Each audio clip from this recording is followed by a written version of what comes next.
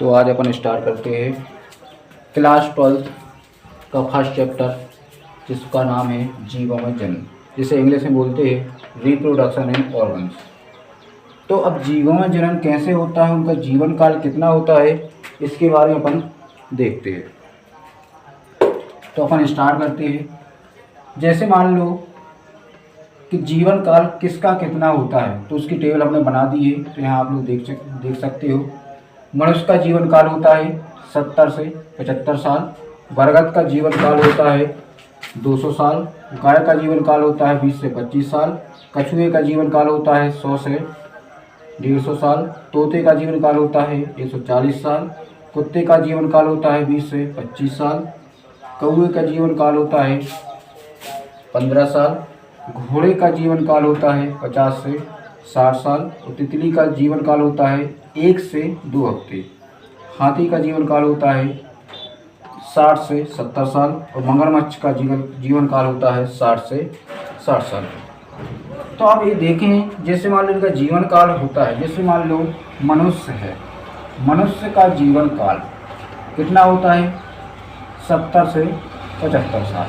तो इसको अपन देखें तो मान लो अब जब एक बार मनुष्य, जैसे मान लो कोई भी जीव है, उसकी मृत्यु हो जाती है, प्राकृतिक मृत्यु हो जाती है, तो उसके बाद भी फिर हमें वो दिखाई क्यों देता है, उसको हम पहचान क्यों पाते हैं? तो उसका एक ही रीज़न होता है, क्योंकि वो जो जीव होता है वो अपने समान ही एक दूसरे संतान की उत्पत्ति कर देता है। मृत्यु होने के पहले ही वो अपने समान एक न्यू जीव की उत्पत्ति कर देता है, जन्म की प्रक्रिया करता है, जिसके कारण हमें मनुष्य दिखाई देता है। जैसे मान लो गाय है, अब मान लो गाय का जीवन काल होता है 20 से 25 साल। तो अब ये तो मान लो अपन देखते हैं कि गाय की मृत्यु हो गई, अब दोबारा ही हमें मतलब आगे भी क्यों दिखाई देती है कि मतलब वर्षों तक इसकी नस्लें रहती है। क्यों? अब जैसे मान लो गाय है, गाय ने अपने समान 2 गाय का जन्म दिया, तो अगर मान लो इसकी गाय की कितना था जीवन काल 20 से 25 साल, अब इस गाय का भी जीवन काल कितना हो गया 20 से 25 साल। इसी तरह से इस गाय ने भी दूसरी गाय को जन्म दिया, तो इस गाय का भी जीवन काल कितना हो गया 20 से 25 साल। इस तरीके से इनकी संख्या दिखाई देती है, इनकी संख्या बनी रहती है। जो पृथ्वी पर जो अन्य जीव होते हैं, इन्हीं कारण से, क्योंकि ये अपने समान ही संतान की उत्पत्ति करते हैं। अब इसके पहले अपन देखेंगे जीवन काल कहलाता क्या है आखिर। तो अपन देखें जीवन काल।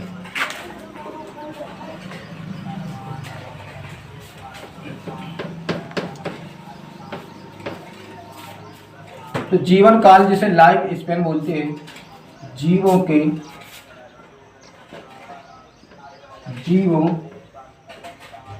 का जन्म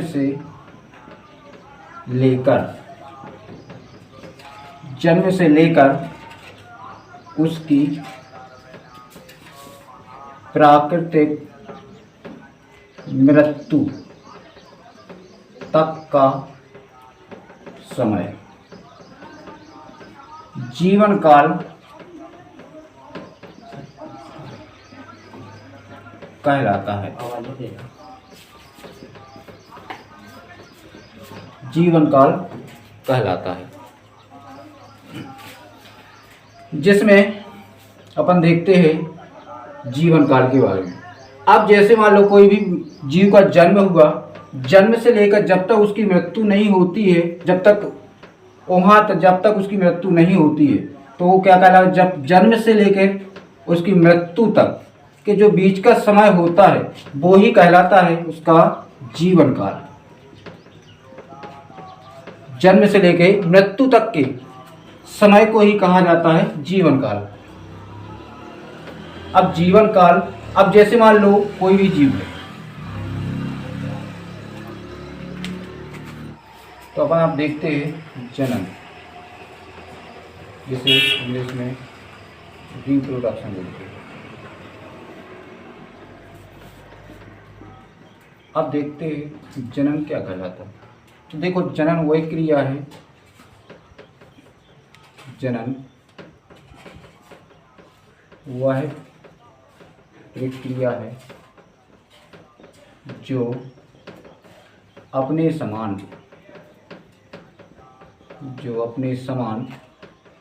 संतान की उत्पत्ति करता है, जनन कहलाता है। तो जैसे अब कोई भी जीव है वो क्या करता है, अपने समान संतान की उत्पत्ति कर देता है, तो वो प्रक्रिया क्या कहलाती है, जनन कहलाता है। जैसे इसके बारे में अब जैसे मान लो जो जनन होता है मुख्य रूप से दो प्रकार का होता है, अलैंगिक जनन और दूसरा होता है लैंगिक जनन। अब देखें अलैंगिक जनन, जो जनन होता है, जनन दो प्रकार से होता है, जनन के दो प्रकार होते हैं, लैंगिक जनन और अलैंगिक जनन। तो अलैंगिक जनन के बारे में देखें, अलैंगिक जनन क्या है। तो अलैंगिक जनन में सिर्फ केवल एक ही जनक की आवश्यकता पड़ती है, एक ही जनक की आवश्यकता पड़ती है। लेकिन लैंगिक जनन में दो जनक की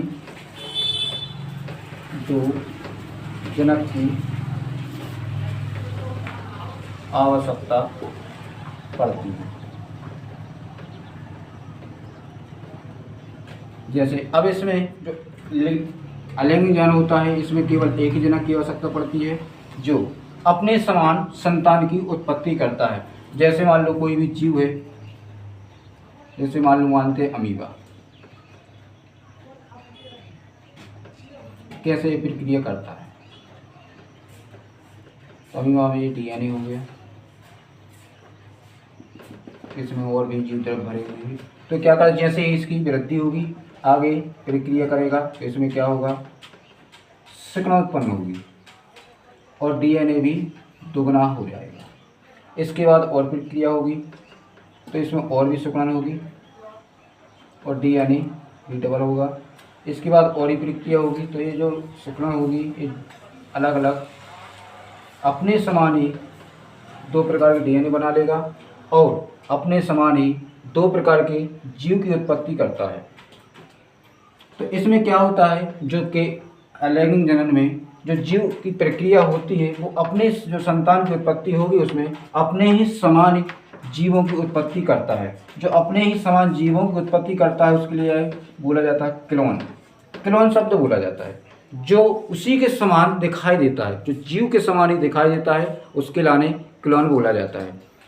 और इसके बाद देखते हैं लैंगिक जनन। जो लैंगिक जनन होता है इसमें दो जनक की आवश्यकता होती है, जैसे नर और मादा।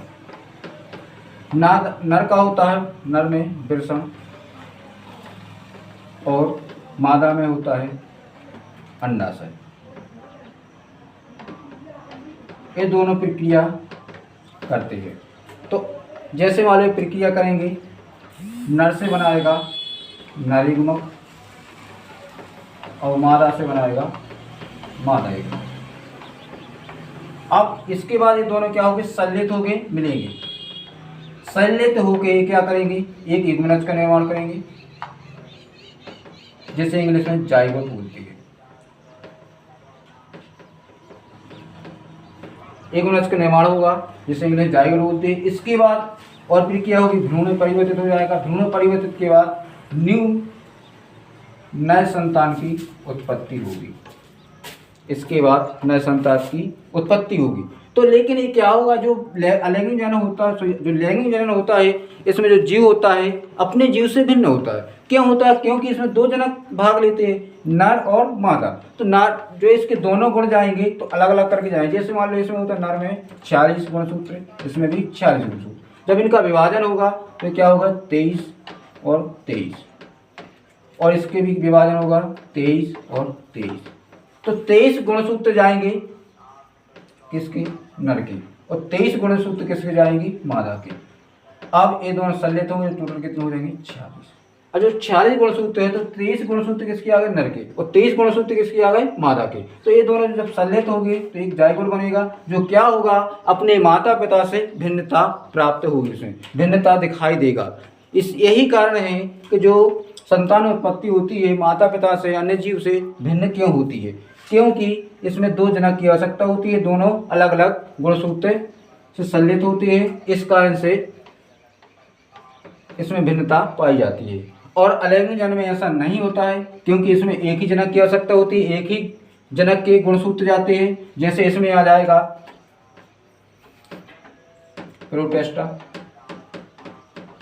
एग्जाम्पल के तौर पे प्रोटेस्टा, मोनेरा, ये जगत है। इसमें अमीबा आ जाएगा,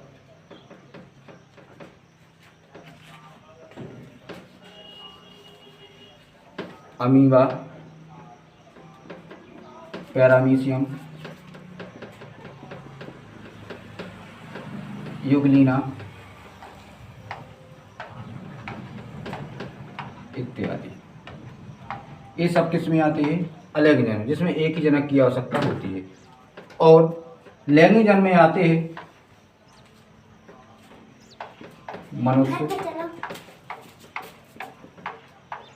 मनुष्य, पेड़ पौधे,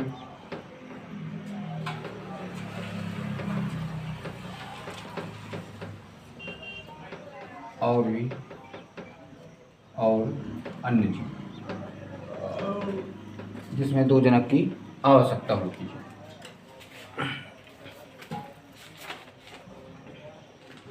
तो आज अपन ने देखा है जीवों में जनन कैसे होता है, जन्म प्रक्रिया कैसे होती है, जनक कितने प्रकार का होता है, और जनक क्या कहलाता है, इसके बारे में अपन ने आज देखा भाग 1 में। आगे नेक्स्ट भाग में देखेंगे इसके और भी टॉपिक। आज के लिए इतना है।